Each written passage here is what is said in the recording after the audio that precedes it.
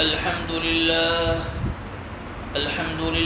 نحمده ونستعينه ونستغفره ونؤمن به ونتوكل عليه ونعوذ بالله من شرور أنفسنا ومن سيئات أعمالنا من يهده الله فلا مضل له ومن يضلله فلا هادي له ونشهد أن لا إله إلا الله وحده لا شريك له ونشهد أن سيدنا ومولانا محمدا عبده ورسوله وبارك وسلم تسليما كثيرا أما بعد فأعوذ بالله من الشيطان الرجيم بسم الله الرحمن الرحيم يا أيها الذين آمنوا اجتنبوا كثيرا من الظن إن بعض الظن إثم ولا تجسسوا ولا يغتب بعضكم بعضا أيحب أحدكم أن يأكل لحم أخيه ميتا فكرهتموه واتقوا الله إن الله تواب رحيم يا أيها الناس إنا خلقناكم من ذكر وأنثى وجعلناكم شعوبا وقبائل لتعارفوا إن أكرمكم عند الله يتقاكم إن الله عليم خبير صدق الله العظيم.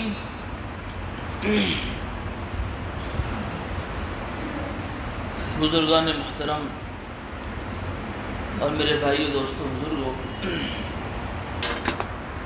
سورہ حجرات کی تفسیر کا سلسلہ جاری ہے۔ اس سورت کے اندر دو حصے بیان کیے گئے ہیں۔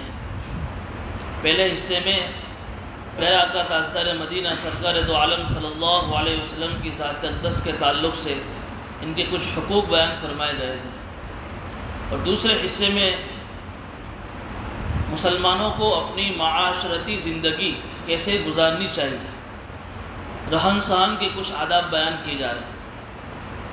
آج کی اس مجلس میں جو آیت کریمہ تلاوت کی گئی ہے، ان آیت کریمہ میں اللہ رب العزت نے 3 چیزیں ترتیب کے ساتھ بیان کی ہیں۔ یہ تینوں چیزیں وہ ہیں جس کے اندر عوام تو عوام، خاص لوگ بھی اس کے اندر شامل ہیں، جس کو ہم کہہ سکتے ہیں کہ باطنی بیماریاں، روح کی بیماریاں ہیں۔ اس میں سب سے پہلی چیز بیان کی اس آیت کریمہ میں، یا ایھا الذین آمنوا اجتنبوا کثیرا من الظن، اے ایمان والو تم بہت سارے گمان سے بچو، ان بعض الظن اثم، بے شک بعض گمان گناہ ہیں۔ یہ پہلی چیز کہ گمان سے اپنا آپ کو بچاؤ۔ دوسری چیز ولا تجسسوا، کسی کی جاسوسی مت کرو، کسی کی ٹوہ میں کسی کے پیچھے مت پڑو۔ تیسری بیماری بیان کی ولا یغتب بعضکم بعضا، اور تم میں سے کوئی کسی کی غیبت بیان نہ کرے۔ پھر آگے غیبت کی ایک خطرناک وعید بیان فرمائی، ایحب احدکم، کہ تم میں سے کوئی آدمی اس بات کو پسند کرتا ہے کہ ان یأکل لحم اخیہ میتا، کہ وہ اپنے کسی مردار بھائی کے گوشت کو کھائے جس کو ناپسند کرتا ہے۔ واتقوا اللہ، اللہ سے ڈرو، بے شک اللہ توبہ قبول کرنے والا اور زیادہ رحم کرنے والا ہے۔ یہ اس آیت کریمہ کا ترجمہ ہے۔ اس میں سب سے پہلی چیز بیان فرمائی کہ ایمان والو اپنے آپ کو گمان سے بچاؤ۔ گمان کہتے ہیں کسی کے بارے میں کچھ سوچنا، وچارنا، کوئی انومان کرنا کسی کے بارے میں۔ اب قرآن کہہ رہا ہے کہ بہت سارے گمانوں سے اپنے آپ کو بچاؤ، پھر آگے کہہ رہا ہے کہ بعض گمان گناہ ہیں۔ معلوم ہوا کہ تمام کے تمام گمان گناہ نہیں ہیں، بعض گمان گناہ ہیں اور بعض گمان یہ جائز ہے۔ اب اس میں 4 پرکار مفسرین نے بیان کیے ہیں۔ سب سے پہلا پرکار گمان کا، یعنی کسی کے بارے میں سوچنا۔ یہ گمان کا پہلا پرکار ہے کہ وہ گمان حرام ہے۔ وہ گمان ہے اللہ رب العزت کے بارے میں، کہ آدمی اللہ رب العزت کے بارے میں بدگمان ہو جاوے، برا گمان رکھے، برا سوچے۔ یعنی یہ ایک آدمی کے اندر کی سوچ بن جاتی ہے کبھی کبھی، جب اس پر کوئی حالات آتے ہیں، بہت ساری مصیبتیں آتی ہیں، اس کا کوئی کام بنتا نہیں ہے، ایک پر ایک حالات، ایک پر ایک مصیبت، ایک پر ایک تکلیف، اور سامنے وہ ایسا نہیں کہ وہ دیندار نہیں ہے، نماز صلاۃ کا پابند بھی ہے، روزے کا پابند بھی ہے، تو بعض مرتبہ شیطان اس کو اللہ کی ذات سے بدگمان کر دیتا ہے، اور اس بدگمانی کے نتیجے میں وہ اللہ کے بارے میں یہ سوچتا ہے کہ میرا اللہ کبھی میرے بارے میں اچھا نہیں کرے گا، میرا اللہ کبھی میری تکلیف کو ختم نہیں کرے گا، میرا اللہ کبھی مجھے سکھ نہیں دے گا، مرنے کے بعد تو اللہ مجھے ہمیشہ عذاب میں رکھے گا۔ یہ جو جملے ہیں یہ اللہ کے تعلق سے بدگمانی والے جملے ہیں، حرام ہے، حرام یہ شیطان کا سب سے بڑا انسان پر حملہ ہوتا ہے کہ انسان کو سب سے پہلے اللہ کی ذات سے نا امید و بدگمان کر دیتا ہے کہ آدمی پھر کوئی اچھا سوچ ہی نہیں سکتا ہے، چونکہ آدمی کی اپنی ایک سوچ ہے، اپنی ایک تھنکنگ ہے، اپنا ایک وچار ہے، اس سوچ کے مطابق وہ اپنے کوئی بھی اللہ کے بارے میں کچھ بھی کہہ دیتا ہے۔ اسے نہیں معلوم کہ اللہ کتنے بڑے ہیں۔ آج ہم لوگوں نے اللہ کو کتنا بڑا معلوم کہ اللہ سورج سے بڑے ہے، اللہ چاند سے بڑے ہے۔ ارے سورج چاند کی تو کوئی حیثیت نہیں اللہ کے مقابلے میں، ہم نے اللہ کو سورج چاند کے مقابلے میں بڑا مان لیا ہے۔ یہ ابھی اس کی تفسیر کا ٹاپک نہیں کہ اللہ کتنے بڑے ہیں۔ اللہ کتنا بڑا ہے جب معلوم نہیں ہے تو پھر آدمی اللہ کے بارے میں بدگمان ہو جاتا ہے۔ اس لیے کبھی بھی اللہ کے بارے میں وَلَا تَيْأَسُوا مِن رَوْحِ اللَّهِ، اللہ کے بارے میں کبھی بھی نا امید مت ہو جاؤ، ہمیشہ حسن ظن رکھو۔ حدیث شریف میں پیارا آقا صلی اللہ علیہ وسلم کا فرمان ہے کہ جب آدمی کی موت اس حال میں آوے کہ وہ اللہ کی ذات کے ساتھ نا امیدوار ہونا چاہیے۔ جو آدمی اللہ کی ذات کے ساتھ بدگمانی رکھ کر مرے گا اس کا خاتمہ یہ شک میں ہے۔ اس لیے یہ پہلا گمان ہوا کہ اللہ کی ذات کے ساتھ اچھا گمان رکھنا چاہیے کہ اللہ اچھا کرے گا، اللہ کے خزانے میں دیر ہے لیکن اندھیر نہیں۔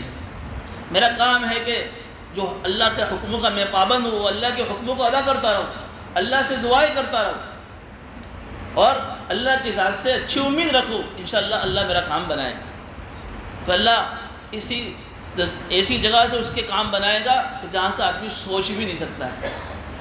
یہ بھی بہت بڑی عبادت ہے، اچھا گمان۔ تو اللہ کے بارے میں برا گمان یہ بھی حرام ہے۔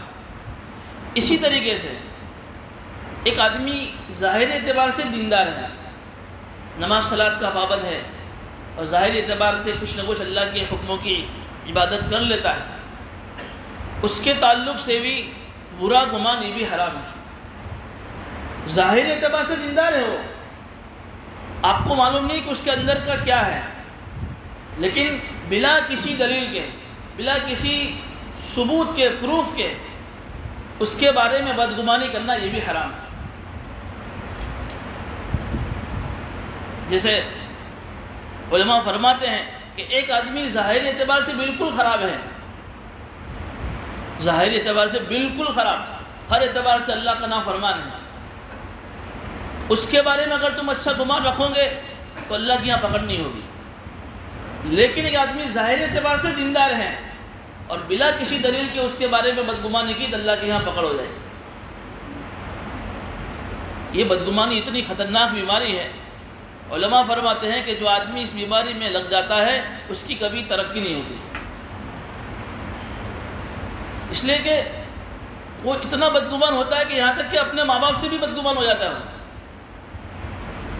جس سے وہ بے تھے اپنے شیخ سے بھی کبھی کبھی وہ بدگمان ہو جاتا ہے، یعنی یہاں تک کہ اس کی یہ کیفیت بن جاتی ہے اس بیماری کی وجہ سے ہر آدمی سے بدگمان۔ ایک آدمی صحیح کام کر رہا ہے لیکن پھر بھی وہ اس کے بارے میں یہ بدگمانی کرے گا کہ وہ تو اپنی شہرت کے لیے کر رہا ہے، وہ اپنی عزت کے لیے کر رہا ہے، وہ تو اپنے فلاں کے لیے کر رہا ہے، اس کے بارے میں بھی وہ آدمی بدگمان۔ یہ اتنی خطرناک بیماری ہے، کہا کہ اس کی کبھی اصلاح نہیں ہو سکتی، اس لیے کہ اس کو کوئی چیز اس کی اصلاح کے تعلق سے بتائی جائے گی تو اس کے بارے میں بدگمانی کرے گا۔ یہ اتنا خطرناک مرض ہے بدگمانی۔ حضرت عیسیٰ علیہ السلام نے ایک آدمی کو گناہ کرتے ہوئے دیکھا اپنی ظاہری آنکھوں سے، اس وقت انہوں نے اس آدمی سے کچھ نہیں کہا، کچھ مدت کے بعد اس آدمی کو کہا کہ تو نے فلاں گناہ کیا تھا،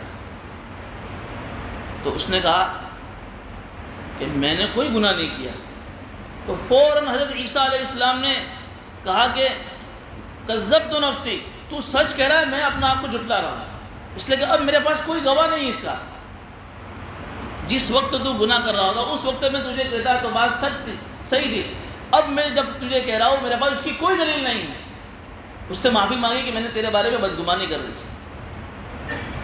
حضرت بایزید بسطامی رحمۃ اللہ علیہ کے بارے میں بھی لکھا ہے کہ ایک مرتبہ دریا کے کنارے بیٹھے ہوئے تھے، دیکھا کہ دو آدمی ہیں، ایک آدمی اور ایک عورت ہے، نوجوان لڑکا ہے نوجوان لڑکی ہے، بیٹھے ہوئے ہیں اور ہاتھ میں ایک شراب کی بوتل ہے، غروب کا وقت ہونے کے قریب ہے۔ حضرت بایزید بسطامی یہ بہت بڑے اللہ والے گزرے ہیں، انہوں نے جا کر ان سے کہا کہ شرم نہیں آتی تمہیں، کھلے عام دونوں آدمی بیٹھ کے شراب کی بوتل ہاتھ میں لیے ہوئے بیٹھے ہو؟ تو اس نوجوان نے کیا کہا کہ حضرت یہ میری بہن ہے، میرے ہاتھ میں شراب کی بوتل نہیں ہے، پانی کی بوتل ہے، ہم دونوں روزے سے ہیں، غروب آفتاب کا انتظار کر رہے ہیں کب غروب آفتاب ہو اور ہم روزہ کھولیں۔ حضرت دونوں کو اپنے گھر لے گئے، گھر لے جا کر دونوں سے معافی مانگی کہ بلا کسی دلیل کے صرف ایک ظاہری چیز کو دیکھ کر میں نے آپ کے بارے میں بدگمانی کری، آپ مجھے معاف کر دیجیے۔ ایک آدمی کی ایک عجیب کیفیت بن جاتی ہے، کوئی تحقیق نہیں، کوئی بات نہیں، بس اپنے بارے میں کسی کے بارے میں بدگمان ہو جاتا ہے، یہاں تک کیفیت پہنچ جاتی ہے آدمی اپنے بارے میں تو کیا سوچتا ہے کہ اللہ غفور رحیم ہے، اور دوسرے کے بارے میں اللہ اس کو معاف نہیں کرے گا، وہ تو اتنا خطرناک ہے اللہ اس کو کبھی معاف نہیں کرے گا۔ تو اللہ کی صفت صرف تیرے لیے تھوڑی ہے، اللہ تو غفور رحیم ہر ایک کے لیے ہے، تو نے کیا لوگوں کا تُو نے ٹھیکہ لے رکھا ہے؟ اپنے لوگوں کے معاملے کو اللہ کے حوالے کر دو، وہ جانے ان کا اللہ معاملہ۔ بلکہ یہاں تک علماء نے لکھا ہے کتابوں میں کہ لوگوں کے تعلق سے حسن ظن یہاں تک ہونا چاہیے کہ دو آدمی کمرے سے نکل رہے تھے، ایک مرد اور عورت، اور دونوں کے اوپر سے غسل کا پانی ٹپک رہا ہے، پھر بھی یہ گمان کرو کہ ہو سکتا ہے کہ دونوں نے کمرے جا کر اللہ سے توبہ کی ہو اور غسل توبہ کیا ہو، غسل توبہ کر کے باہر نکل گئے۔ حالانکہ ظاہری حالات تو بتا رہے کہ ہو سکتا ہے کہ دونوں نے کوئی عجیب معاملہ کیا ہو، زنا کیا ہو، اور اس کے بعد نہا کے نکل رہے، لیکن یہاں تک تمہارے اوپر یہ ہے کہ تم اس کے بارے میں بدگمانی مت کرو، اس کا ظاہر بتا رہا ہے کہ ظاہر اعتبار سے صحیح ہو۔ تو فرمایا پہلا گمان حرام، اللہ کے بارے میں بھی اور کسی ظاہری آدمی کے بارے میں بھی بدگمانی کرنا یہ کیا ہے؟ حرام ہے۔ اللہ تعالیٰ فرماتے ہیں ظنوا انا عند ظن عبدی بھی، حدیث قدسی جس میں اللہ کا خود فرمان ہے کہ میں میرے بندے کے بارے میں اس کے گمان کے مطابق فیصلہ کرتا ہوں۔ جیسے میں نے کہا اللہ کے بارے میں اچھا گمان، اگر میرا بندہ میرے بارے میں اچھا گمان رکھتا ہے تو میں اس کے بارے میں اچھا فیصلہ کرتا ہوں، اور میرا بندہ میرے بارے میں بدگمانی کرتا ہے تو میں اس کے بارے میں بھی پھر ایسے ہی برے فیصلے کرتا ہوں۔ اور مسلمانوں کے تعلق سے اللہ کے نبی نے فرمایا ظن بالمؤمنین خیرا، ہر ایمان والے کے ساتھ اچھا گمان رکھو۔ اب کیا ہوتا ہے جب آدمی اس بیماری میں جب لگ جاتا ہے بدگمانی کرتے کرتے، تو پھر آدمی کے اندر دوسری ایک چیز پیدا ہوتی ہے، یہ آدمی کہاں جا رہا ہے، جاسوسی جس کو کہتے ہیں، ولا تجسسوا، اس کے بارے میں بدگمان ہو گیا، اب یہ کہاں جا رہا ہے، کس سے مل رہا ہے، کس سے باتیں کر رہا ہے، کیا کر رہا ہے، اس کے عیب کے پیچھے آدمی پڑ جاتا ہے۔ تو پہلی چیز اگر آدمی یہ ترتیب بیان فرمائی، بدگمانی ہوگی تو بدگمانی کے بعد پھر آدمی کسی کی جاسوسی کرے گا۔ یہ پہلے ہی چیز پر بریک لگا دی، ان بعض الظن اثم، کہ بعض گمان جو ہے یہ گناہ ہے۔ اب گمان کا ایک پرکار تو یہ ہوا، دوسرا پرکار گناہ کا یہ ہے کہ بعض مرتبہ گمان واجب ہوتا ہے۔ ایک گمان تو بتایا حرام، دوسرا واجب۔ اور واجب کا مطلب یہ ہے کہ ایک آدمی سفر میں ہے، اب اسے معلوم نہیں قبلہ کہاں ہے، اور کوئی بتانے والا بھی نہیں ہے کہ قبلہ کدھر ہے، تو اب اس وقت کیا کرے؟ تو اس وقت یہ سوچے کہ بھئی سورج کہاں غروب ہوتا ہے، اور سورج جہاں غروب ہوتا ہو تو اس وقت گمان غالب، جہاں اس کے دماغ میں جو بات زیادہ، جو دشا زیادہ آتی ہو، اس کی طرف فیصلہ کر کے وہ آدمی نماز پڑھ لے، یہ گمان غالب بولتے ہیں۔ یہاں اگر آدمی کہ بھئی یہاں میں گمان نہیں کروں گا، نہیں، یہاں گمان کرنا واجب ہے، کہ جو سمت اس کی دل میں آتی ہو غروب کی، جہاں سورج غروب ہو رہا ہے اسی سمت میں رک کر کے نماز پڑھ لے۔ گمان کی تیسری قسم ہے گمان مباح ہے۔ ایک آدمی نماز پڑھ رہا ہے، اب نماز میں اس کو رکعتوں میں شک ہو گیا، کون سی پڑھی، 2 پڑھی کہ 3 پڑھی کہ 4 پڑھی۔ اس میں بھی پھر 2 چیزیں، ایک تو یہ کہ بار بار شک ہوتا ہو، بار بار شک ہوتا ہو تو پھر اس کو تو نماز واپس ہی پڑھنی چاہیے۔ نہیں، کبھی کبھی شک ہوتا ہے تو اس کو نماز دوبارہ لوٹا لینی چاہیے، کبھی کبھی شک ہوا ہے، اب اس کو معلوم نہیں کہ کتنی پڑھی، 2 3 پڑھی 3 پڑھی، لیکن بار بار شک ہو رہا ہے، تو اس وقت شریعت کہہ رہی کہ بھئی یہاں گمان کرنا مباح ہے، کہ بھئی 2 کے اوپر شک جا رہا ہے کہ ہاں 2 پڑھی ہے تو 2 سمجھ کے بھی 2 پوری کر لو، 3 پڑھی ہے تو 3 سمجھ کے 1 پوری کر لو، یہاں گمان کرنا مباح ہے۔ اگر کم پر گمان ہو جاتا ہے کہ نہیں پڑھی تو 3 ہے لیکن امر یقین یہ آ رہا ہے کہ نہیں 2 ہی پڑھی ہے، تو پھر یہاں 2 پر ہی عمل کر لے، اور پھر آخر میں سجدہ سہو کر لے تو اس کی نماز ہو جائے گی۔ تو یہاں پر گمان کرنا کیا ہے؟ مباح ہے۔ تو ایک گمان حرام ہے، ایک گمان واجب ہے، اور ایک گمان یہ مباح ہے۔ تو یہاں جو منع فرمایا ہے وہ بدگمانی اللہ کے تعلق سے اور مسلمانوں کے تعلق سے، جس کی ظاہری کیفیت صحیح ہو اس کے بارے میں بلا کسی دلیل کے بدگمانی کرنا ہے۔ یہاں ایک بات اور سمجھیے، اب یہ سنا کہ بھئی بدگمانی کسی کے تعلق سے نہیں کرنی، اب تو ایک مشہور مقولہ ہے عربی کے اندر، ان من الحزم سوء الظن، کہ احتیاط اسی میں ہے کہ لوگوں سے بدگمان رہو۔ اب اس کا کیا؟ ایک طرف تو قرآن یہ کہہ رہا ہے کہ بدگمانی مت کرو، اور ایک طرف احتیاط یہ ہے کہ احتیاط ان من الحزم سوء الظن، کہ احتیاط اسی میں ہے کہ بدگمانی رہو، کسی کے ساتھ بدگمان رہو۔ اس کا مطلب یہ ہے اس جملے کا، اس عربی جملے کا، کہ جب کسی سے کوئی معاملہ کرو تو پھر یہاں اس کے بارے میں بدگمانی کے ساتھ ہی معاملہ کرو۔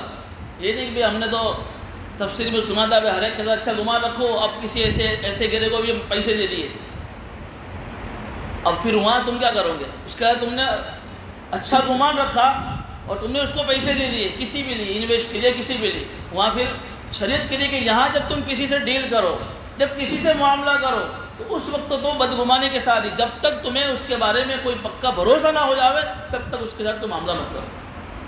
ہاں اس کو حقیر نہیں سمجھنا ہے، لیکن معاملہ کرنے سے پہلے یہاں بدگمانی ضروری ہے۔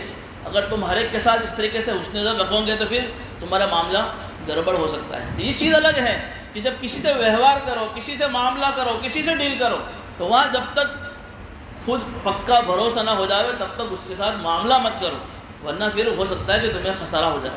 باقی عام حالات میں جب کوئی معاملے کی بات نہیں ہے، ہم کسی کو دیکھ رہے ہیں، کہیں جا رہا ہے، اس کو کسی سے ملتا ہوا دیکھ لیا، اس کے بارے میں ہم نے بدگمان کر لیا، ہاں یہ اس کے یہاں ملا ہے نہیں تو یہ ہوگا، یہ وہاں گیا تھا اس لیے یہ ہوا۔ فرمایا کہ یہ بدگمانی ان بعض الظن اثم، یہ بدگمانی کیا ہے؟ گناہ ہے، حرام ہے۔ پھر ولا تجسسوا، کہ جب یہ بدگمانی کی بیماری پیدا ہوتی ہے تو پھر دھیرے دھیرے آدمی جاسوسی کسی کے عیب کے پیچھے پڑ جاتا ہے۔ حدیث شریف میں ہے کہ جو بندہ کسی کے عیب کے پیچھے پڑتا ہے اللہ اس کے عیب کے پیچھے پڑ جاتا ہے، اور جس کے عیب کے پیچھے اللہ پڑ گیا اللہ اس کو گھر بیٹھے رسوا کرتا ہے، اللہ اس کو گھر بیٹھے رسوا کرتا ہے۔ اور جو کسی کے عیب کو چھپاتا ہے، اس کو معلوم ہے لیکن پھر بھی اس کے عیب کو چھپایا، پردہ ڈالا اس کے اوپر، بات بھی دبا دی اس کی، اللہ قیامت کے دن اس کے سارے عیبوں پر پردہ ڈال دیتا ہے۔ تو یہ چیز ہے، یہ بھی سماج کے اندر، معاشرے میں، ہماری آپسی زندگی میں ضروری ہے۔ جھگڑوں کی وجہ یہ بھی بنتی ہے کہ بدگمانی کرنا، کسی کے عیب کے پیچھے پڑنا، ہر وقت اس کی پیچھے نگاہیں رکھنا، اس چیزیں اسلام شریعت اس کو پسند نہیں کرتا ہے۔ ایک بزرگ کے پاس ایک شاگرد، ایک مرید گیا کہ میرے اندر بدگمانی کا مرض پیدا ہوا ہے، ہر ایک آدمی سے مجھے بدگمانی ہو گئی۔ تو انہوں نے کتنا عجیب جواب دیا، اس کو ڈانٹا، اپنی فکر میں پڑے رہو، کیوں کسی دوسرے کی فکر میں ہو؟ اگر تم اپنے بارے میں بے فکر ہو جاؤ گے اور دوسری کی اصلاح کے چکر میں پڑو گے تو تم ہر ایک سے بدگمان ہو جاؤ گے۔ تمہیں اپنی ذات سے ہی جو ہے ٹائم میں ملنا چاہیے کہ میرے کل کا دن اور میرے آج کے دن میں میرے ایمان میں کتنی ترقی ہوئی، میں آخرت سے جتنا قریب ہو رہا ہوں، آخرت کے لیے میں نے کیا تیاری کر رہی، وَلْتَنْظُرْ نَفْسٌ مَا قَدَّمَتْ لِغَدٍ، کل کے لیے میں نے کیا تیاری کر رکھی ہے، میری اپنی قبر کا مسئلہ، میری اپنی آخرت کا مسئلہ، اللہ کے سامنے میری اپنی ساری زندگی کا حساب کا مسئلہ، میرا اپنا کیا ہوگا۔ جو آدمی ہر وقت اپنے بارے میں فکر میں رہے گا کبھی وہ کسی کے تعلق سے بدگمان نہیں ہوگا۔ تو ایک چیز تو ایک اپنی فکر میں رہے، دوسری طریقہ بھی بتایا بدگمانی سے بچنے کا، یہ طریقہ بھی تھوڑا کڑوا ہے لیکن مجرب عمل ہے۔ کسی سے بدگمانی ہو گئی، فوراً اس کے پاس جاؤ، بھائی آپ کے بارے میں میں نے کوئی بدگمانی کر لیا، مجھے معاف کرو۔ اب آدمی بار بار بدگمانی کرے گا اور اس کے پاس جائے گا تو کیا ہوگا؟ نفس ذلیل ہوگا کہ نہیں ہوگا؟ اب جب نفس ذلیل ہوگا تو نفس کیا کہے گا؟ ارے تو مجھے بار بار ذلیل کر رہا ہے لوگوں کے پاس جا کر، تو پھر دھیرے دھیرے آدمی بدگمانی کرنا چھوڑ دے گا۔ اس لیے کہ ہمارا جو نفس ہے نا، یہ صرف بیان سننے سے نہیں سدھرے گا، ترغیب ہے بیان اور تفسیر ترغیب کے لیے ہے۔ جب تک آدمی نفس کو سزا نہیں دیتا ہے نا تب تک نفس نہیں سدھرتا ہے، اس کو سزا دینی پڑتی ہے۔ نفس کو اچھا کھلا کر اچھا پہنا کر آدمی نفس کو موٹا بنا دیتا ہے، جو اس کے سارے چوچلے آدمی پورے کرتا ہے، پھر نفس آدمی کو ان ساری بیماریوں میں مبتلا کرتا ہے۔ یہ الگ مستقل ٹاپک ہے کہ نفس کو کیسے سزا دی جائے۔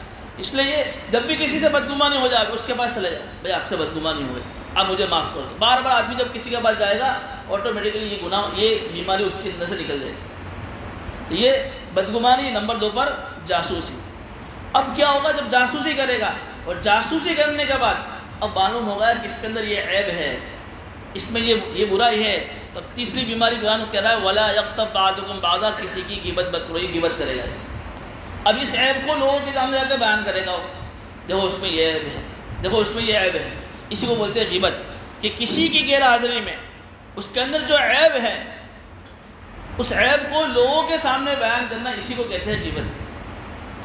یہاں تک کہ جو چیزیں آدمی سے وابستہ ہیں، جیسے آدمی کا مال، آدمی کی سواری، اس کی بھی غیبت کرنا جائز نہیں ہے۔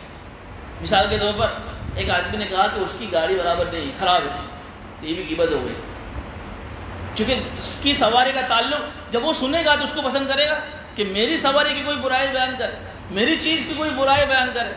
غیبت کہتے ہیں اسی کو کہ کسی کی اس کی ایسی برائی لوگوں کے سامنے بیان کرنا جب اسے معلوم پڑے تو اس کو ناپسند کرے۔ تو اس کی چیزوں کی برائی بیان کرنا بھی اس کو پسند نہیں ہے، اب آدمی اس کی چیزوں کی برائی بیان کر رہا ہے تو یہ بھی غیبت ہے۔ اب جب اس ایک مجلس میں صحابہ کے نام بیٹھے ہوئے تھے، پیارا آقا صلی اللہ علیہ وسلم نے فرمایا کہ ذکر وخاک بما یکرہ، تمہارے بھائی میں کوئی برائی ہو اس برائی کے لوگوں کے سامنے بیان کرنا، یہ تو غیبت ہے۔ ایک صحابی نے سوال کیا، نبی اللہ اگر وہ غیبت، وہ برائی اس میں نہ ہو تو، وہ برائی اس میں ہے ہی نہیں، پھر میں وہ اس کی نہ برائی نہیں ہے اس میں، وہ برائی میں لوگوں کے سامنے بیان کروں؟ جیسے ایک آدمی چور نہیں ہے اور میں لوگوں کے سامنے کہ آدمی چور ہے، برائی تو اس میں ہے نہیں، اس وقت پیارا آقا نے فرمایا کہ پھر تو یہ بہتان ہے، الزام ہے، آروپ ہے اس کے اوپر، کہ جو برائی اس میں نہیں ہے اس کے پیٹھ پیچھے تم اس کی وہ برائی بیان کر کے اس پہ ایک الزام لگا رہے، اس کو بولتے ہیں بہتان۔ یہ بھی خطرناک چیز ہے۔ امام مالک رحمۃ اللہ علیہ کے زمانے میں ایک عورت کا انتقال ہوا ہے، اب 2 عورتیں نہلانے کے لیے آئی، اب نہلانے میں بہت دیر ہو گئی، اندر سے باہر سے آواز ہے کہ بھی کتنی دیر، تو 2 عورتوں میں سے ایک عورت نے کہا کہ ہم 2 عورتیں نہلا رہی تھی تو اس میں سے ہماری ایک عورت کا جو ہے ہاتھ اس کی ران کے اوپر چوٹ گیا، چپک گیا ہے، اکھڑ نہیں رہا ہے، ہاتھ ران کے اوپر نہلاتے نہلاتے چپک گیا، اکھڑ نہیں رہا ہے، تو اب کیا کیا جاوے؟ تو کچھ لوگوں نے کہا کہ اس کے ہاتھ کو کاٹا جاوے، تو اس میں پھر آپس میں انتشار ہو کہ ہم ہاتھ نہیں کاٹنے دیں گے، اب کیا جاوے؟ تو لوگوں نے کہا کہ بھئی ہمارے یہاں مدینہ میں امام مالک 4 بڑے اماموں سے ایک امام ہیں، ان کے پاس معاملہ جائے گا، ان کے پاس معاملہ گیا، وہ آئے، آنے کے بعد انہوں نے پردے کے پیچھے عورتوں سے پوچھا کہ جب تم اس عورت کو نہلا رہے تھے کچھ باتیں کر رہی تھی آپس میں؟ کہ ہاں۔ کیا باتیں ہوئی؟ کہ باتوں باتوں میں ایک بات یہ نکلی، ایک عورت نے یہ کہا کہ ایک مرتبہ جب یہ حیات تھی، زندہ تھی، تو میں نے اس کو کسی ایک آدمی کے ساتھ دیکھا تھا، تو میں نے اس کے بارے میں کہا تھا کہ یہ تو فلاں کے ساتھ اس کا افیئر چل رہا ہے۔ تو امام مالک نے پوچھا کہ تمہارے پاس اس کی کوئی دلیل ہے؟ کہ نہ، میں نے کسی سے سنا تھا، اس لیے میں نے باتوں باتوں میں کہہ دیا کہ اس کا تو فلاں کے ساتھ افیئر چل رہا ہے۔ امام مالک نے کہا کہ تم نے اس عورت پر تہمت لگائی ہے، بہتان باندھا ہے، الزام لگایا ہے، اور اسلامی حکومت ہے، اور اسلامی حکومت کا قانون ہے کہ جب کوئی آدمی کسی پر بہتان لگاوے تو اس کو 80 کوڑے مارے جائیں گے۔ چنانچہ اس عورت کے ذریعے سے کوڑے مارے گئے، 70، 75، 78، 79۔ جب 80 والا کوڑا لگا تو آٹومیٹکلی اس کا ہاتھ چھوڑ گیا۔ باپ بتاؤ، میں اپنے بارے میں سوچوں، اپنے بارے میں، اگر اسلامی حکومت ہو تو ہم میں سے ہر آدمی پر کتنے کوڑے جاری ہو سکتے ہیں؟ کتنی سوچنے کی بات ہے۔ اسلامی حکومت نہیں ہے جو چاہے اپنی مرضی سے ہم کر رہے ہیں۔ تو اسلامی حکومت ہو جاوے، کسی پر بلا کسی دلیل کے بہتان باندھ دیا، 80 کوڑے اس کو لگائے جائیں گے۔ یہ بہتان کوئی برائی نہیں ہے، اور تم پھر بھی بلا کسی دلیل کی اس کی برائی لوگوں کے سامنے بیان کر رہے ہو۔ اور جب کوئی برائی ہوئے اور پھر بیان کرنا، یہ اس سے بھی خطرناک ہے۔ اس کو بولتے ہیں غیبت، یعنی الغیبت اشد من الزنا۔ یہ غیبت جو ہے یہ زنا سے بھی خطرناک ہے۔ زنا کو آدمی برا سمجھتا ہے، معاشرے میں کوئی آدمی زنا کرے تو لوگ اس کو غور کے دیکھتے ہیں، لیکن غیبت کو کوئی آدمی برا نہیں سمجھتا ہے۔ الغیبت اشد من الزنا، پیارا آقا صلی اللہ علیہ وسلم کا فرمان ہے کہ غیبت جو ہے زنا سے بھی خطرناک ہے۔ دوسری چیز فرمائی، قرآن کہہ رہا ہے کہ غیبت کرنا اتنی خطرناک بیماری ہے اور اتنا خطرناک اس کا عذاب ہے، اس کی وعید ہے کہ جیسے تم کسی کی غیبت کر رہے، گویا کہ اپنے مردار بھائی کا گوشت کھا رہے۔ ایک بکری مری پڑی ہو اور تمہیں کہا جائے کہ اس کو لے جاؤ فری میں، کوئی لے جائے گا فری میں؟ بکری ہے لیکن مردار ہے، کوئی نہیں لے جائے گا۔ یہاں تو ایک تو بھائی، وہ بھی مردار، اور پھر اس کا گوشت کھانا خرچہ۔ کوئی آدمی سوچ سکتا ہے اپنے مردار بھائی کے گوشت کھانے کے برابر ہے کسی مسلمان کی غیبت کرنا؟ اور غیبت کرنا نہیں، غیبت سننے کا بھی یہی گناہ ہے۔ امام میمون بن مہران رحمۃ اللہ علیہ ایک بہت بڑے تابعی گزرے ہیں۔ ایک مرتبہ رات میں سوئے ہوئے خواب میں کس نے کہا، ایک حبشی غلام مرا ہوا پڑا ہوا تھا، خواب میں دیکھ رہے، تو وہ کہنے والا کہہ رہا ہے کہ کھاؤ اس کو۔ کہ میں کیوں کھاؤ اس کو؟ کہ تم نے اس کی غیبت کی ہے۔ کہ میں نے تو اس کی کوئی غیبت نہیں کی، میں نے اس کا کوئی برائی کا تذکرہ کسی کے سامنے نہیں کیا۔ تم نے نہیں کیا، لیکن جس مجلس میں اس کی برائی کا تذکرہ ہو رہا تھا اس مجلس میں تم شریک تھے، تم نے اس کی غیبت سنی ہے۔ تو غیبت سننے کا بھی یہی گناہ ہے۔ علماء فرماتے ہیں کہ اس لیے ایسی مجلسوں میں جہاں غیبت ہو رہی ہو، یا تو اٹھ جاؤ یا اس کو روک دو۔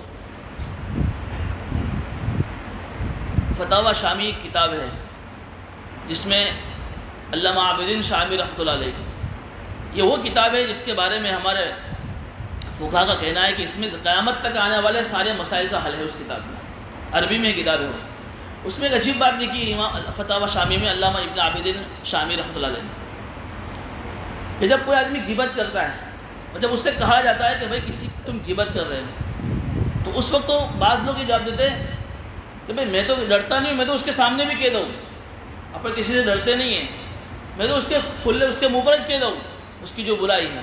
کہا کہ یہ جملہ جو ہے کفریہ جملہ ہے، اس لیے کہ یہ اتنا خطرناک انداز ہے اس کا یہ کہنے کا کہ شریعت یہ کہہ رہی ہے کہ اس کے اس انداز سے گویا کہ وہ اس غیبت کو جائز قرار دے رہا ہے۔ قرآن نے جس کو حرام کیا ہے تو اپنے اس انداز سے اس کو حلال جائز قرار ٹھہرا رہا ہے، زبان سے نہیں کہہ رہا ہے کہ اپنے انداز سے۔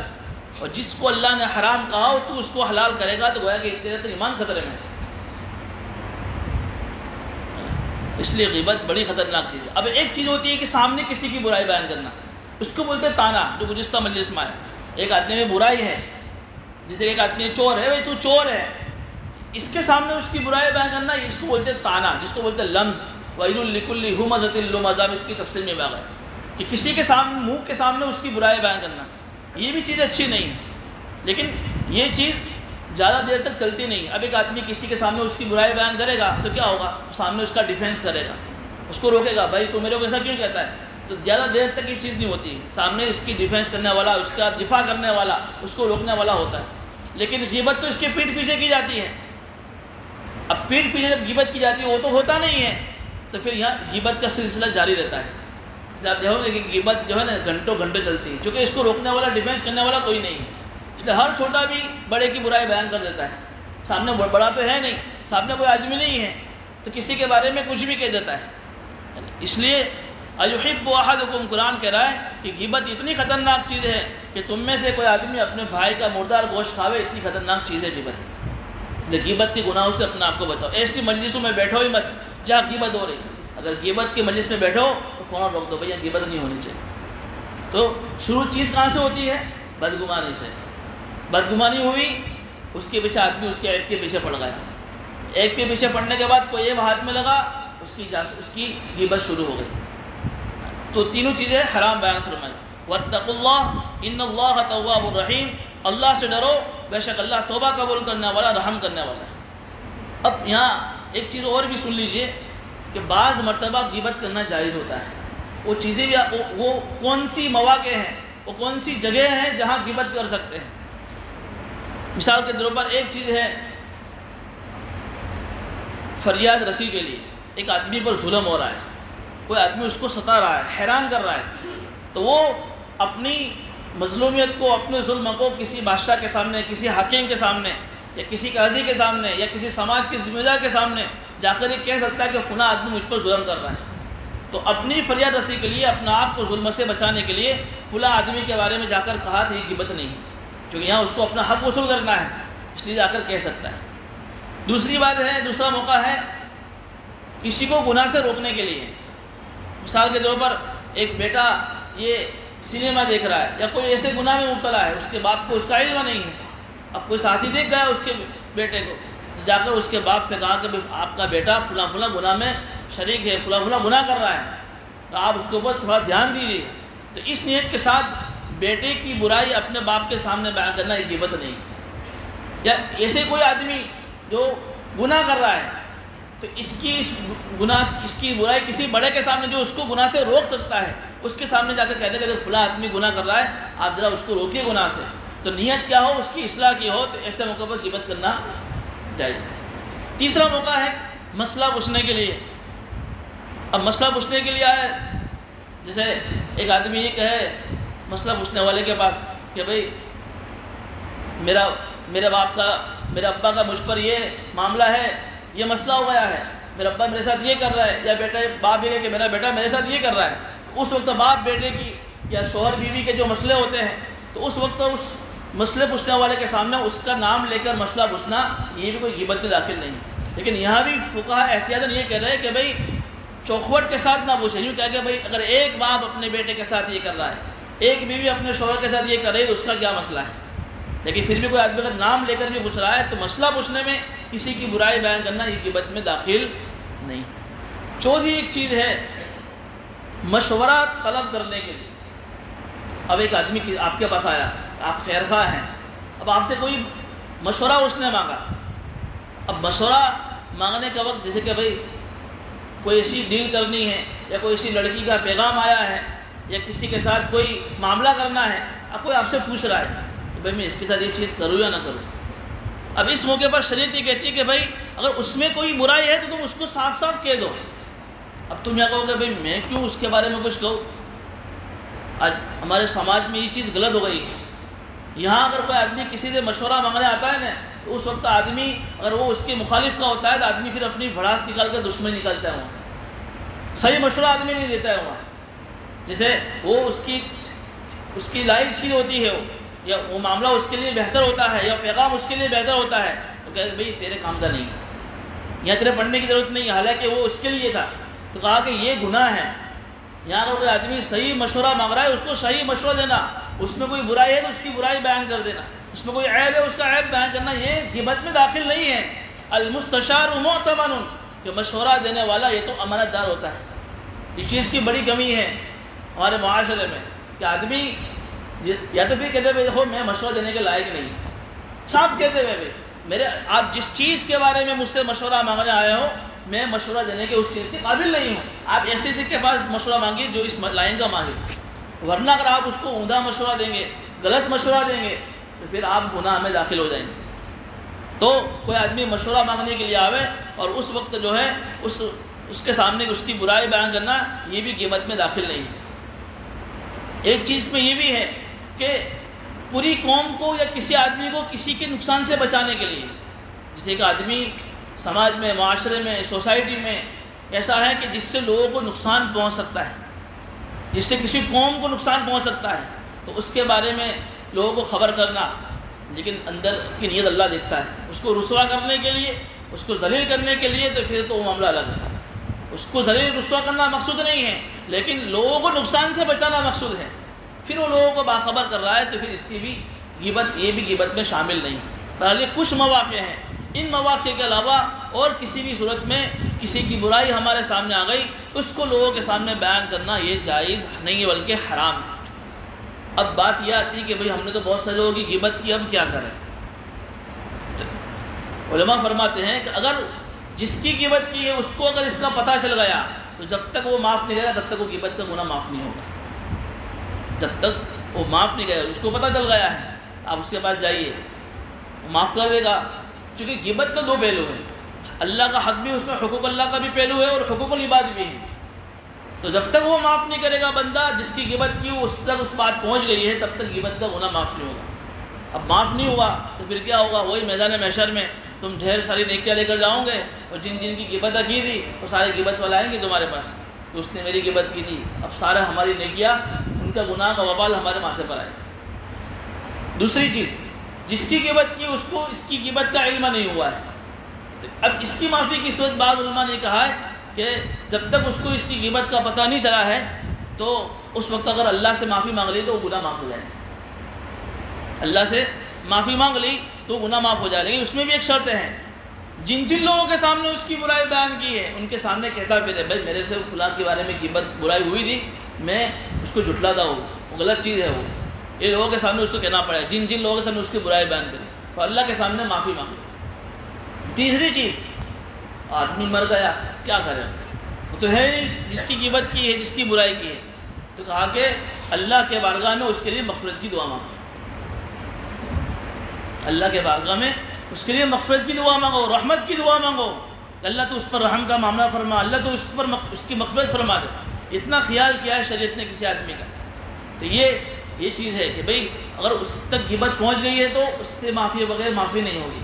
غیبت کی خبر اس کو نہیں ہوئی ہے تو اللہ سے معافی مانگ لی، اور جس کے سامنے برائی بیان کی تھی اس کو کہہ دیا تو اس کے غیبت کا گناہ معاف ہو جائے گا۔ وہ آدمی مر گیا ہے اور پھر تو کیا کرے، اس کے لیے اللہ کے بارگاہ میں معافی صافی کرے۔ تو یہ تین چیزیں ہو گئی، یہ تین برائی ہوئی، بدگمانی ہے، اور نمبر 2 پر جاسوسی ہے، اور نمبر 3 پر ہے غیبت ہے۔ اس کے بعد ایک آیت کریمہ میں ایک اہم چیز کی طرف اللہ اشارہ فرما رہے ہیں، یا ایھا الناس انا خلقناکم من ذکر و انثی وجعلناکم شعوبا وقبائل لتعارفوا، اے لوگوں ہم نے تم کو ایک مرد اور ایک عورت سے پیدا کیا ہے، اور ہم نے تمہارے لیے جو تمہارے قبیلے بنائے ہیں، تمہارے جو خاندان بنائے ہیں، تمہاری جو شاخیں بنائی ہیں، وہ تو صرف پروف تعارف کے لیے ہے، پہچان کے لیے ہے۔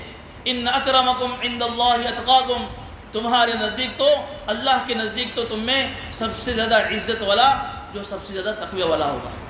ان اللہ علیم خبیر، بے شک اللہ تمہارے دلوں کے بھیدوں کو جاننے والا ہے اور تمہاری ساری حرکتوں سے باخبر ہے۔ اس آیت کریمہ کا شان نزول یہ ہے کہ جب مکہ فتح ہوا تو فتح مکہ کے موقع پر سارے مسلمان فاتحانہ انداز میں مکہ میں داخل ہوئے، اور جب داخل ہوئے ہیں تو پیارا آقا صلی اللہ علیہ وسلم نے حضرت بلال حبشی رضی اللہ تعالیٰ عنہ کو کہا کہ آپ اذان دیجیے۔ جب حضرت بلال نے اذان دی ہے، اس وقت تک کے جو قریش مکہ جو ایمان نہیں لائے تھے تو ان کے اندر آپس میں تبصرہ شروع ہو گیا۔ کیا شروع ہو گیا؟ بعضوں نے کہا کہ اچھا ہوا کہ ہمارے ابا مر گئے، انہوں نے یہ برے دن نہیں دیکھے، یعنی حضرت بلال کی اذان کو سن کر کہا۔ حارث بن ہشام ایک قریشی تھا جو ایمان نہیں لایا تھا، اس نے کہا کہ اس کالے کوے کے علاوہ اور کوئی ملا نہیں مسلمانوں کو اذان دینے کے لیے، یہ الفاظ استعمال کیے۔ ابو سفیان جو ابھی مسلمان نہیں ہوئے تھے، انہوں نے کہا کہ میں تو کچھ نہیں کہتا، اگر میں کچھ کہوں گا تو اوپر والا ان کو خبر کر دے گا۔ یہ سارے تبصرے ہو رہے تھے حضرت بلال کی اذان پر، فتح مکہ کے موقع پر۔ یہ ساری پوری خبر، پوری رپورٹ اللہ نے اپنے نبی کو بتا دی کہ لوگ اس طریقے سے حضرت بلال کے بارے میں چرچا کر رہے ہیں۔ تو اس وقت پھر یہ آیت نازل ہوئی کہ یہ لوگوں تم کس چیز پر فخر کر رہے ہو؟ ہم نے تمہیں ایک ماں باپ سے پیدا کیا ہے، تم سب کے سب ایک ماں باپ کی اولاد ہو، حضرت آدم اور حضرت حوا کی اولاد ہو، پھر تم کس چیز پر فخر کر رہے ہو؟ اس لیے اس موقع پر آخری جب خطبہ دیا، پیارا کا سامنے ایک حدیث میں اعلان یہ بھی کیا کہ آج کے بعد کسی عربی کو کسی اجمی پر فضیلت نہیں ہے، کسی گورے کو کسی کالے پر کوئی فضیلت نہیں ہے۔ فضیلت تم میں جو ہوگی وہ اللہ کے نزدیک جس کو عزت ملے گی وہ تقوی کی وجہ سے ملے گی۔ اور پھر یہ آیت کریمہ تلاوت فرمائی کہ یا ایھا الناس انا خلقناکم، کہ ہم نے تم میں سے ہر آدمی کو ایک مرد اور ایک عورت سے پیدا کیا ہے۔ اب یہاں پر کوئی یہ کہے کہ پھر خاندان کیوں بنائیں، قبیلے کیوں بنائیں؟ تو قرآن کہہ رہا ہے کہ خاندان اور قبیلے یہ تو تعارف کے لیے بنائے ہیں، پہچان کے لیے۔ بھائی جاوید بھائی کون تھا؟ اس کے سرنیم کے بغیر کوئی آدمی پہچانے گا نہیں۔ ایک ہی شہر میں، ایک ہی سوسائٹی میں بہت سارے جاوید بھائی ہیں، اب کون سے جاوید بھائی؟ تو یہاں پر اس کا سرنیم کہ بھائی جاوید بھائی فلاں ہے، تو یہ تعارف کے لیے ہے کہ فلاں خاندان سے ہے، یہ فلاں قبیلے کے ہیں۔ یہ صرف تعارف، آئیڈینٹی کے لیے ہے، تعارف پہچان کے لیے ہے۔ لیکن تم اگر اس کو فخر مانتے ہو تو سن لو، جب عبداللہ ابن عباس کی حدیث ہے کہ دنیا کے اندر کسی کو عزت ملتی ہے تو مال کی وجہ سے ملتی ہے، دنیا میں کسی کو عزت ملتی ہے تو اس کی شہرت کی وجہ سے ملتی ہے، اس کی خوبصورتی کی وجہ سے ملتی ہے، لیکن اللہ کے نزدیک کسی کو عزت ملتی ہے تو تقوی کی وجہ سے ملتی ہے۔ آج بہت سارے درجات ہیں فخر کے، کوئی اپنی خوبصورتی پر فخر کر رہا ہے، کوئی اپنے نسب پر فخر کر رہا ہے، کوئی اپنے خاندان پر فخر کر رہا ہے، کوئی پتہ نہیں کس چیز، کوئی اپنے جو ہے سلسلے پر فخر کر رہا ہے کہ میرا فلاں سلسلہ، میرا فلاں نسب، میں تو اتنے اونچے خاندان کا، میری تو اتنی اونچی سرنیم ہے۔ یہ سارے فخر کے درجات لوگوں نے بیانے ہیں۔ پیارا آقا صاحب نے اس آخری موقع پر اس ساری چیزوں کو ختم کر دیا۔ آج دنیا میں جو لوگ مساوات کے جو دعوے کر رہے ہیں، برابری کے، چھوت اچھوت کے، کہ بھائی کوئی بھید بھاؤ نہیں، کوئی بھید بھاؤ نہیں، سب ایک ہیں، لیکن وہ کون ہوتے ہیں؟ شیڈیول کاسٹ کے لوگ ہوتے ہیں، پچھات ورگ کے لوگ ہوتے ہیں، تو لوگ ان کی باتوں کو مانتے نہیں ہیں۔ لیکن قربان جائیے پیارا آقا صلی اللہ علیہ وسلم پر کہ ساری فخر کی چیزیں پیارا آقا صلی اللہ علیہ وسلم میں موجود تھی۔ سب سے اونچا خاندان کس کا تھا؟ پیارا آقا صلی اللہ علیہ وسلم کا سب سے اونچا خاندان تھا، بنو ہاشم، قریش خاندان کے تھے۔ کتنے خوبصورت تھے، تو آپ نے سنا سورہ یوسف کی تفسیر میں کہ ماں عائشہ فرماتی ہے کہ رات کے اندھیرے میں اگر مجھے سوئی میں دورہ پیرونا ہوتا تھا، لائٹ نہیں ہوتی تھی، میں پیارا آقا کے چہرے کی روشنی سے سوئی میں دورہ پیرو لیتی تھی۔ اتنے خوبصورت تھے، اتنا جمال تھا، اور اتنے خاندان کے اونچے تھے، اور مال تو فقیری تو انہوں نے خود نے پسند کی ہے پیارا آقا نے کہ میں غریبی والی زندگی گزارنا چاہتا ہوں، ورنہ اگر اللہ پیارا آقا چاہتے تو اللہ دولت کے انبار لگا دیتے۔ تو ہر اعتبار سے ساری فخر کی چیزیں موجود تھیں، لیکن پھر بھی کیا اعلان کیا کہ نہیں، ہم سب ایک ماں باپ کی اولاد ہیں، کسی کو کسی پر کوئی فضیلت نہیں ہے، بلکہ اس کو اگر عزت ملے گی یہ تقوی کی بنیاد پر ملے گی۔ اس لیے پیارا آقا نے غریبوں کو حق دلوائے، ماتحتوں کو حقوق بیان فرمائے، غلاموں کو حق بیان فرمائے۔ ایک مرتبہ اپنی لخت جگر فاطمہ الزہرا رضی اللہ تعالیٰ کو کہا کہ فاطمہ، اگر تیرے اعمال کل میدان محشر میں کمزور پڑ گئے، تیرے اعمال نامے میں کچھ کمی آ گئی، تو تیرا اونچا نسب یہ تجھے بچا نہیں سکتا ہے۔ تو یہ مت سوچنا کہ محمد تیری سفارش کریں گے۔ پیارا آقا کی جب بیٹی کا یہ حال ہے تو جو لوگ اپنے نسب پر فخر کریں انہیں سوچنا چاہیے کہ صرف نسب پر فخر کرنے سے ہماری کامیابی نہیں ہوگی، آل رسول کا اکرام ہمارے اوپر واجب ہے۔ کوئی آدمی سید ہے اس کا اکرام واجب ہے، لیکن اس کو بھی سوچنا چاہیے کہ اگر میں سید ہوں، آل رسول میں سے ہوں، لیکن اگر میری زندگی شریعت سنت کے مطابق نہیں ہے تو میں اللہ کی نگاہ میں اللہ کے یہاں کامیاب نہیں ہوں۔ میں آپ کو ایک حدیث سنا رہا ہوں، کتاب الفتن کی حدیث میں ہے، مشکات شریف کی روایت میں ہے۔ پیارا آقا صلی اللہ علیہ وسلم نے فرمایا تھا کہ آخری زمانے میں جب فتنوں کا زمانہ شروع ہوگا قیامت سے پہلے تو اس فتنوں کے زمانے میں میرے سید خاندان میں سے ہی کوئی آدمی فتنہ کھڑا کرے، لیکن وہ بددین ہوگا۔ وہ پیارا آقا کی پیشن گوئی ہے۔ تو یہ پیشن گوئیاں اور یہ ساری چیزیں بتا رہی ہے کہ کسی کو اپنے نسب پر فخر کرنے کی ضرورت نہیں ہے، جو معاشرے میں سماج میں جو تعصب ہے، عصبیت جس کو کہتے ہیں، میرا خاندان، میری فیملی، میری جنات، یہ سب چیزیں شریعت میں نہیں ہیں۔ اور آدمی اس پر فخر کر رہا ہے، گویا کہ اس آیت کریمہ کو سن لیں، تم کس چیز پر فخر کر رہے ہو؟ ایک ماں باپ کی تم اولاد ہو، تمہاری خوبصورتی کو اللہ نہیں دیکھتا، ان اللہ لا ينظر الى صورکم، اللہ تمہارے خوبصورتی کو نہیں دیکھتا ہے، ولکن ينظر الى قلوبکم، اللہ تو تمہارے دلوں کو دیکھتا ہے کہ تمہارے دل میں اللہ کا تقوی کتنا ہے، تمہارے دل میں اللہ کا خوف کتنا ہے۔ اگر اللہ کا تقوی دلوں میں ہوگا، تم کتنے چاہے کالے کلوٹے ہوں گے، اللہ کے نزدیک تم مکرم ہوں گے۔ بلال حبشی کو آپ دیکھ رہے ہیں، حضرت بلال کو، حبشی ہے مطلب یہاں وہ کالے کلوٹے ہیں، بالکل بال وانکریال ہے، بالکل کرلی، ایک دم بالوں میں بیچ میں مانگنی پڑ رہی ہے، اور غریب تھے لیکن اندر میں صفات تھے۔ اللہ نے کیسا قبول کیا کہ مؤذن بنا دیا۔ اس کے بھی مقابل میں ابو لہب کے بارے میں آپ نے سنا ہوگا، سورہ تبت یدا ابو لہب کی تفسیر میں، سورہ لہب کی تفسیر میں، کتنا خوبصورت تھا وہ، کتنا مال والا تھا وہ، کس چیز کی اس کے پاس کمی نہیں تھی، لیکن دل میں تقوی نہیں تھا، ایمان نہیں تھا، کسی ذلت کی موت مرا ہو۔ آپ نے سنا ہے اس وقت کہ ایسی خطرناک بیماری ہو گئی تھی کہ اس کے گھر والوں نے، اس کے بیٹے نے اس کو لات مگر گھر سے باہر کر دیا۔ جس خوبصورتی پر وہ ناز کر رہا تھا، جس نسب پر وہ ناز کر رہا تھا، جس مال دولت پر وہ ناز کر رہا تھا، وہ ساری کوئی چیز اس کے مرنے کے وقت کام نہیں آئی۔ تو بہرحال جو چیز اصل جو ہے تقوی ہے، اندر کا دل میں اندر کے دل کے اندر اللہ کی ذات سے یقین ہونا چاہیے۔ تو یہ اعلان کر دیا آخری اس آیت کے اندر، اے لوگو، تم میں سے ہر آدمی کو ہم نے ایک مرد اور ایک عورت سے پیدا کیا ہے، وَجَعَلْنَاكُمْ شُعُوبًا وَقَبَائِلَ، اور تمہارے جو ہم نے قبیلے بنائے ہیں، تمہارے جو ہم نے خاندان بنائے ہیں، یہ صرف پہچان کے لیے، تم اس پر فخر مت کرنا۔ إِنَّ أَكْرَمَكُمْ عِنْدَ اللَّهِ أَتْقَاكُمْ، اور اللہ کے نزدیک عزت اس کو ملے گی جو سب سے زیادہ تقوی والا ہوگا۔ إِنَّ اللَّهَ عَلِيمٌ خَبِيرٌ، بے شک اللہ تمہارے دلوں کے بھیدوں کو جاننے والا ہے۔ اللہ پاک ہمیں ان باتوں پر عمل کرے۔ ویڈیو کے نیچے سبسکرائب کے بٹن پہ کلک کریں، بیل کے آئیکن پہ کلک کیجئے تاکہ ہر نئی ویڈیو کی نوٹیفیکیشن آپ کو مل جائے۔